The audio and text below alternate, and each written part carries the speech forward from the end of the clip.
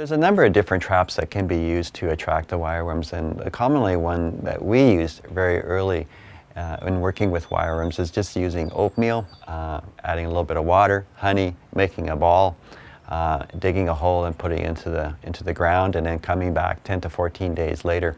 So oatmeal itself will release CO2, which will attract the wireworms. But we found a better technique today that you'll be much more successful, and that's actually using the crop itself, and that is wheat. So I'll show you now how we build a trap using wheat as our source of CO2. The nice thing about using wheat is you can buy the trap at a local garden center. So all I did is I went to a local garden center and I bought this little potting plant, made sure that it had holes in the bottom. And what I do is I just add some vermiculite to it, add some wheat, add some more vermiculite to it, and then I make sure it's soaked with water. So once you got your potting here, we need vermiculite, and the reason why we use vermiculite is that we need to put our wheat into some kind of a source where it can grow and release the CO2. So I just will add some vermiculite here. I filled the pot half full. So you can see that the pot now has got some vermiculite in it.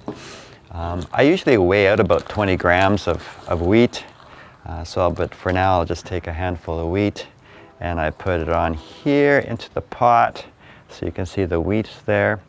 And then I just take some more vermiculite and I just top it up to the top, so it's right to the top. And then the next step is really important, is that you soak the vermiculite, because what you want is lots of moisture there so that wheat will germinate. Once you've got it completely soaked and drenched, now you're ready to go to the field.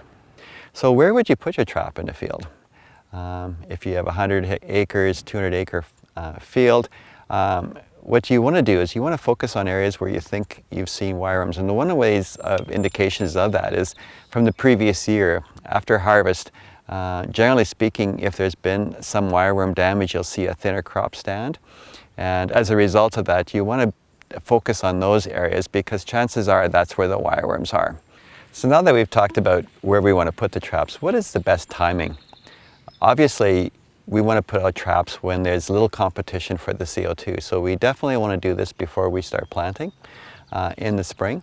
And I've always found that when soil temperatures warm up to 5 degrees Celsius, that is certainly the time where we can start putting our traps in, because the wireworms will start to activate. Secondly, at that soil temperature, our wheat will start to germinate properly and send that CO2 plume.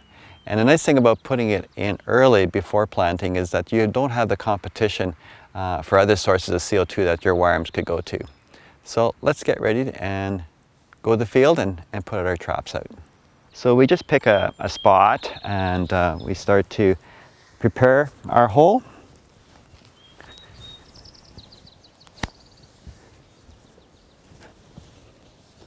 There's really good moisture here right now, which is really good because then the wireworms will come to our trap. So now you've got your hole prepared. You put your bait trap in there. You cover the sides because the wireworms will come from the bottom, but they'll also be attracted from the top. And here the key thing is that you have about 1 inch to 2 inches of dirt on top of the trap so the wireworms can come up on top. So that's all installed. And then it's always a really good idea to put a lid over the trap.